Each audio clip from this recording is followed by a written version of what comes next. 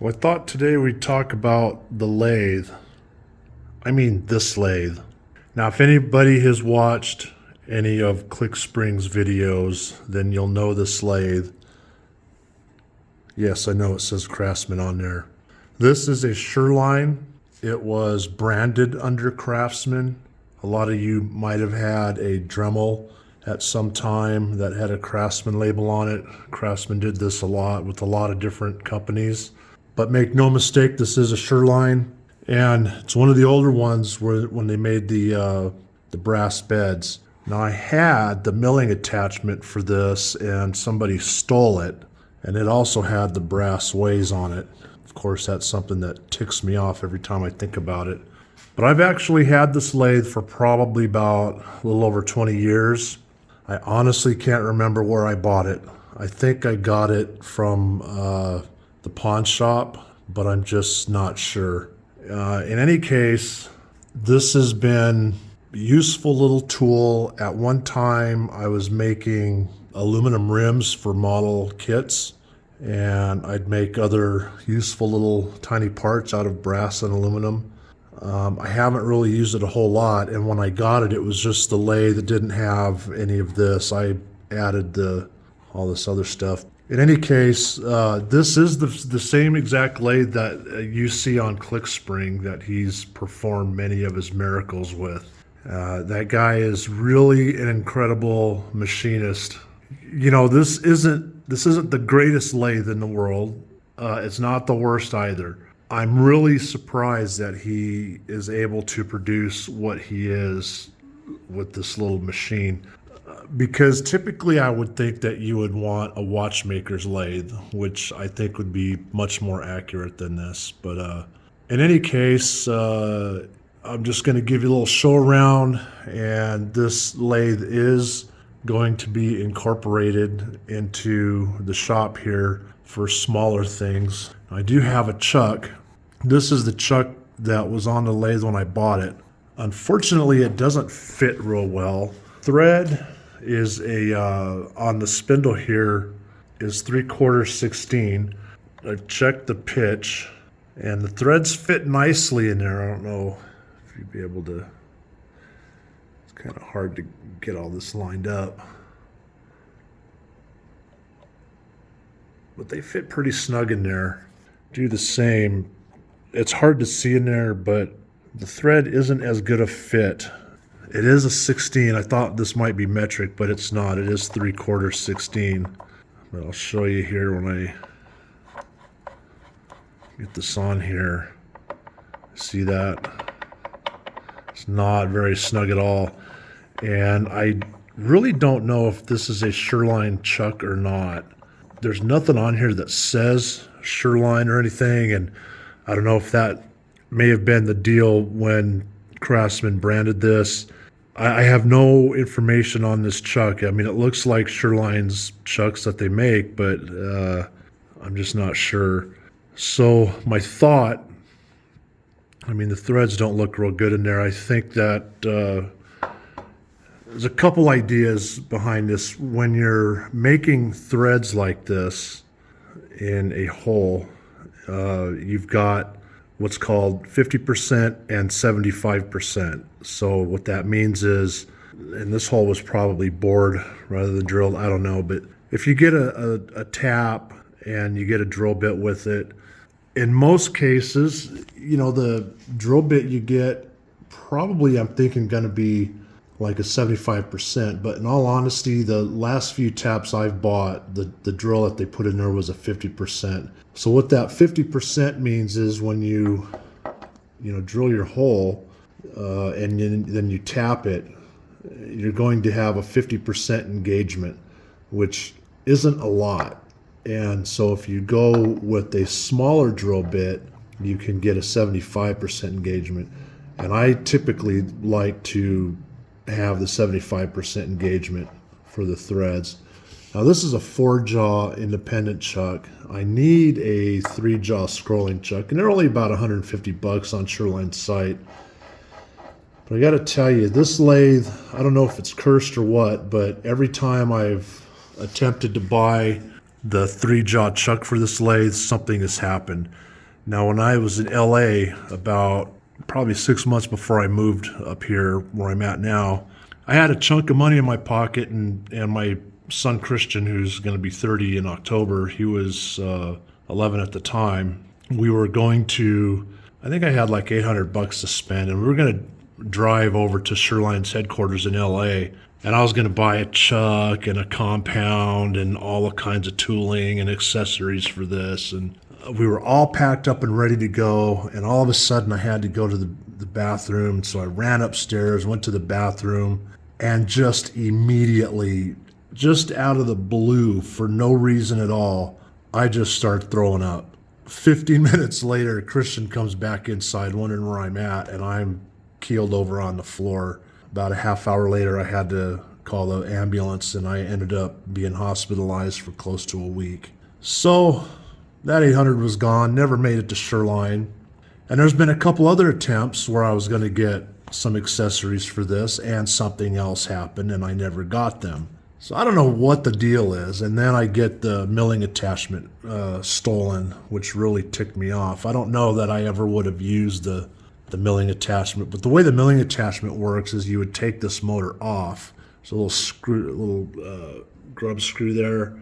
You loosen that up, this whole thing will lift off, and then you would put the milling attachment on there, and then this would attach to the milling attachment in the vertical position. And then you would just use this bed as the milling table. I could get another one, but I'm not going to. Been frustrating because I've wanted to get this lathe squared away and get this outfitted. But it's only good for small things. It's a 3-inch lathe. You just don't see that anymore. Sears, Roebuck and Company. Now, I wanted the compound, but typically the way it works is you would loosen this. There is a keyway which keeps this straight from turning. So what you would do is you would remove that key, loosen this, and then you've got degrees, and you can turn this whatever degree you need, and then you would machine your part with this head turned, and that's how you would get your angle on there. Now, Sherline does make a compound for this so that you could, turn the compound instead.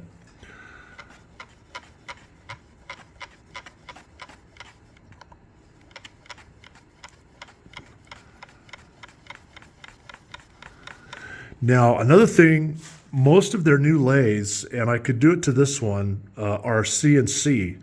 And I could get a conversion kit to make this CNC. And it's quite incredible what their lathes are capable of doing. And with the CNC setup, you wouldn't need to worry about a compound at all, because you can just make whatever angles you need out of the CNC programming. But I don't know that I'm ever going to do that with this. But this is like the normal tool. I've got the boring attachment on here. This is the high-speed steel for grinding your tools. Got the cutoff, got a live center, and I believe this is a 0-0 taper, which fits in there, and that's your little lock. It's a little tight on the inner part, but it loosens up as you go out.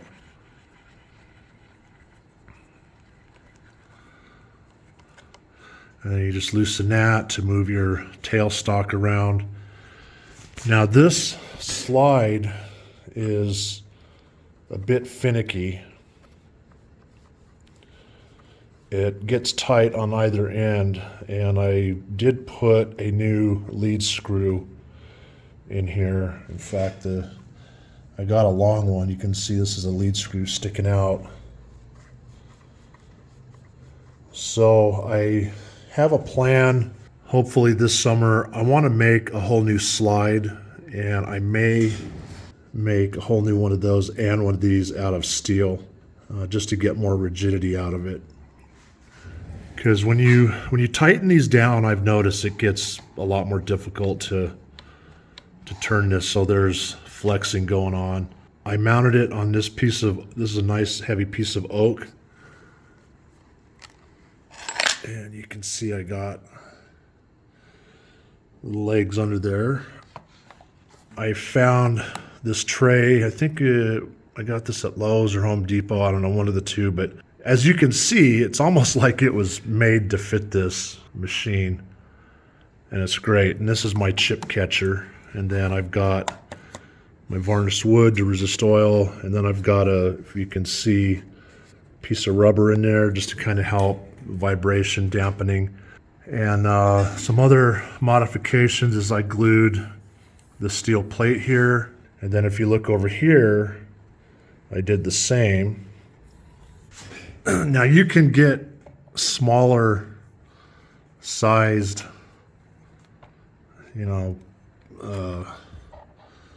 setups. Now, magnetic's not strong, but it's good enough. But that's why I did that, was just to be able to place the dial indicator.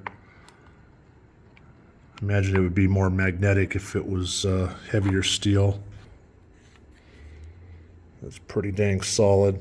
I may get some heavier gauge steel to put on there. I don't know. I don't know if it really matters.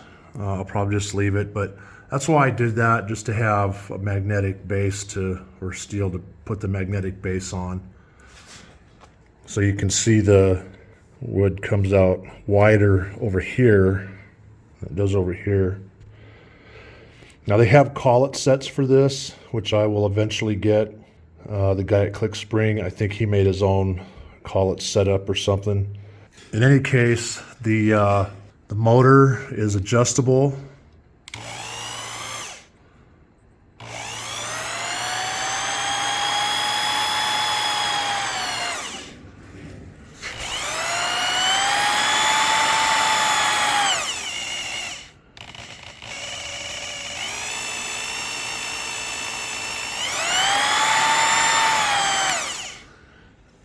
And it's got a through, so I can stick a rod through there as well.